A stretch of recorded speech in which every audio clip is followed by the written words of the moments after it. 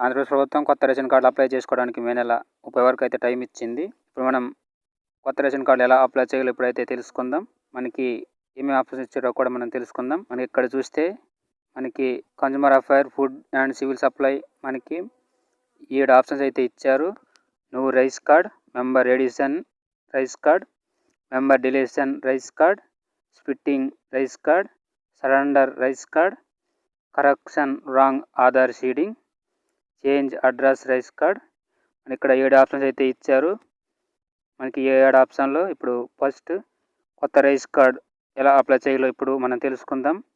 ఎగ్జాంపుల్కి మనకి ఒక ఫామ్లో ఏమేమి నింపాలి అనేది అయితే ఇప్పుడు ఎగ్జాంపుల్కి నేనైతే చెప్తాను.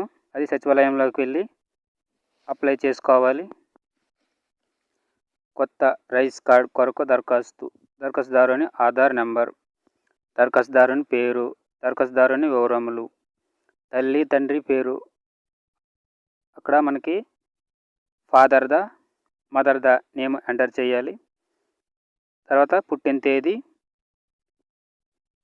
నివాసము, మండలము, లింగము మగవారా ఆడవారా, కుటుంబ ఆదాయం, నెలకి ఆదాయం ఎంత వస్తుంది, ఇంటి నెంబర్, జిల్లా, గ్రామం, పట్టణం, మొబైల్ నెంబర్, వృత్తి అంటే కూలి పనికి వెళ్తున్నారా, వ్యవసాయం చేస్తున్నారా, జాబ్ చేస్తున్నారా, ఇలా మీరు ఏది చేస్తే అది ఇక్కడ ఫామ్లో అయితే రాయాలి. రైస్ కార్డ్ కావలసిన చిరునామా వివరములు, జిల్లా, ఏ జిల్లా అయితే ఆ జిల్లా, సెక్రటరేట్ పేరు, ఇంటి నెంబర్, మండలం, వీధి ప్రాంతం. ఇవి మీ ఊళ్ళో వీధి ప్రాంతం అంటే మీ ఊళ్ళో బజార్స్ ఉంటాయి కదా, అందులో మీది ఏ బజార్ అనేది ఇక్కడ రాయాలి. కుటుంబ సభ్యుల వివరములు, సభ్యుల పేర్లు అంటే అమ్మ, నాన్న, కొడుకు, కూతురు ఫ్యామిలీలో ఉంటారు కదా, వాళ్ళ నేమ్స్ అయితే రాయాలి ఇక్కడ.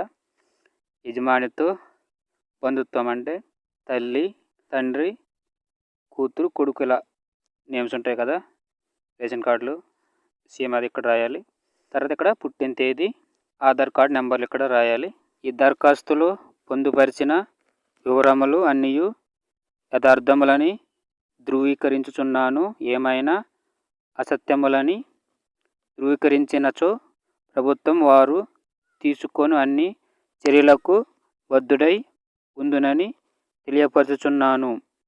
ఇది ఫామ్లో ఎగ్జాంపుల్కి ఎలాగుంది, ఈ సచివాలయంలో ఫామ్లో ఎలా ఉంటుందో అది ఒకసారి చూసుకొని నేను ఎగ్జాంపుల్కి చెప్తున్నాను. యథపరచవలసినవి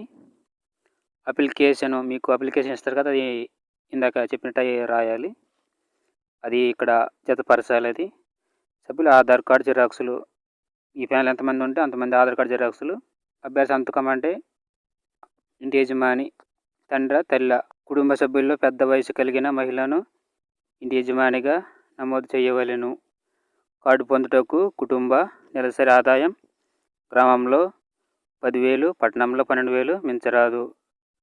అలాగే మనకి 4 వీలర్ ఉంటే రేషన్ కార్డు ఎలిజిబిలిటీ ఉండదు.